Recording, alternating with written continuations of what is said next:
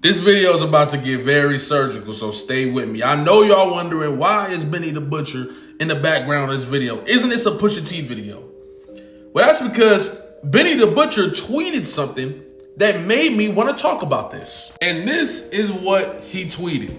Long live believable coke rap. Now, some people take this as a slight to Pusha T, and I wouldn't think it's that crazy to believe that. He tweeted this literally in the middle of the clip's rollout. I don't know if this was the same day that Chains and Wits was revealed, but I know it was literally right around the same time. So a lot of people mistook this as a disrespect to Pusha T. Now, Benny did say that he loved the clips and he's not talking about them. You see what I'm saying? And I respect that. But it sparked an entirely different conversation.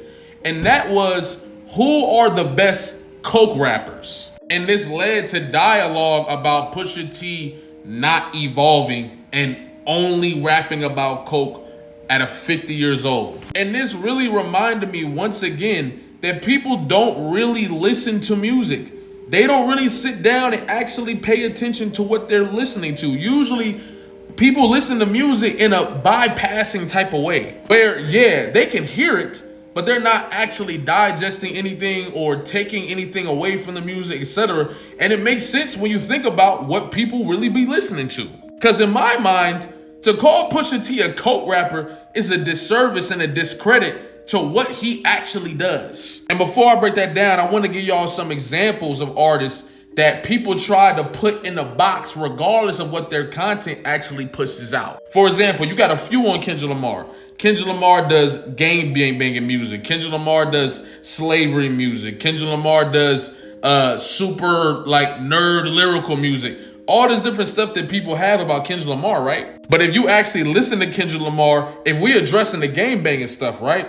You would know that most of Kendrick's content is actually cautionary tales. He's telling you why people are the way they are, why it doesn't work for us, and why there are negative consequences to these things.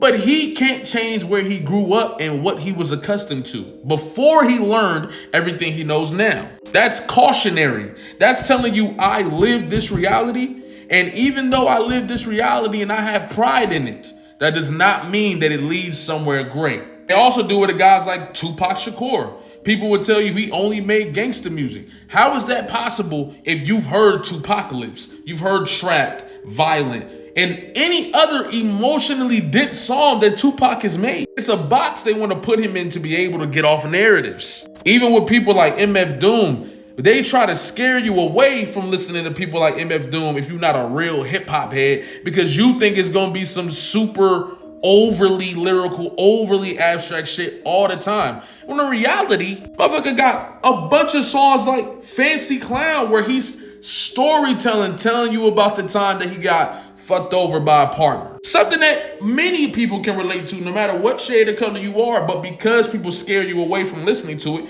you won't even know that. This brings me to Pusha T. For a while now, the critiques against Pusha T has been he doesn't evolve. He only talks about coke and nothing else. When is he going to evolve? And besides the basic understanding of this, like, why are we not talking about the beat selection, the ability, the rhyme patterns, the punchlines, the paying homage to the greats like Biggie Smalls, Tupac Shakur, etc. Literally the technique in what she's doing. There are a bunch of artists out there who only rap about one thing without any technique.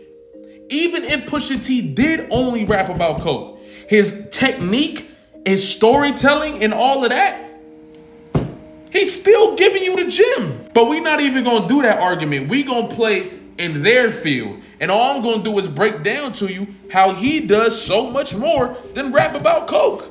For example, one of my favorite Pusha T verses on Coldblooded, where he's rapping about the consequences, the reality, and the damage that drugs have done on our community. They said his skin wasn't light enough and his future wasn't bright enough. Little sister didn't talk much because their uncle had the Midas touch.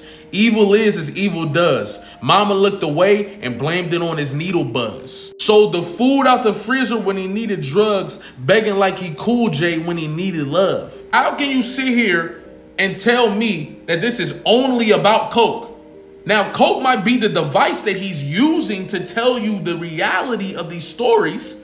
That's one thing. But this isn't just about coke.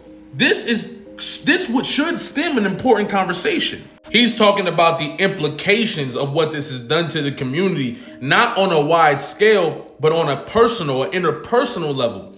How does this affect the household of the black community and the interaction between the black family? Because yes, there's a world when we all go outside, right? But we don't talk a lot about the world that's in that home.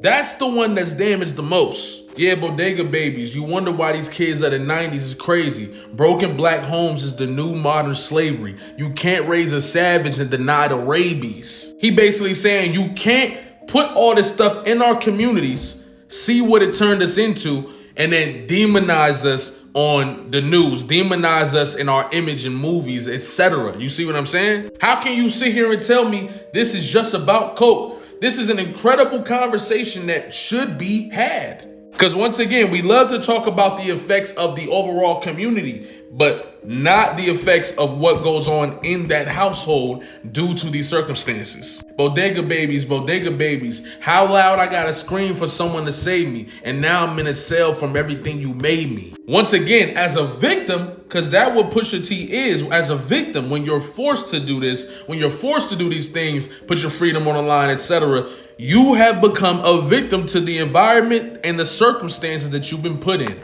Do you have to stay a victim? No, but this is the reality.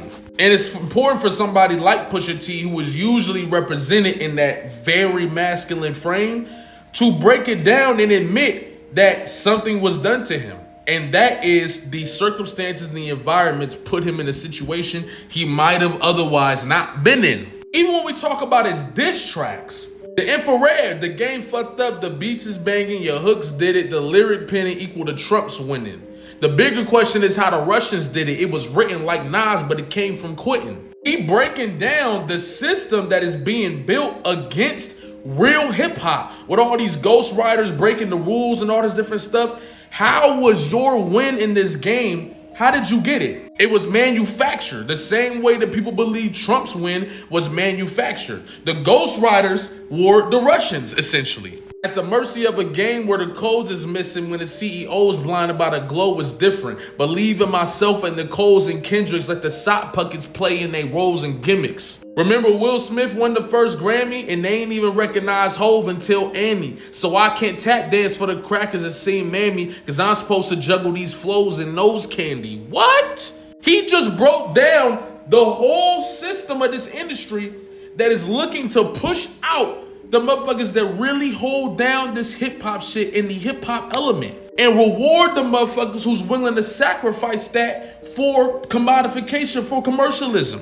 There's one rule in my book that Pusha T follows, and that's if you gon' rap about your reality that could be destructive to the black community, then you should also put the cautionary in there as well. If you give people the both worlds, your reality plus the caution behind it, you good in my book. But thank y'all for watching. And like I told y'all, I've been saying what hip hop should be and shouldn't be, boom, but not doing my part. Now I am. I just dropped a freestyle yesterday. The people love it. If you haven't seen it, go check it out. Thank you to everybody that's been peeping it. It got 1,000 likes on the first day, and I really appreciate the love. Hip hop is back, bro. Real talk. Love y'all. Appreciate y'all. Subscribe, especially if you new, especially if you've been watching. I'm gonna catch y'all later.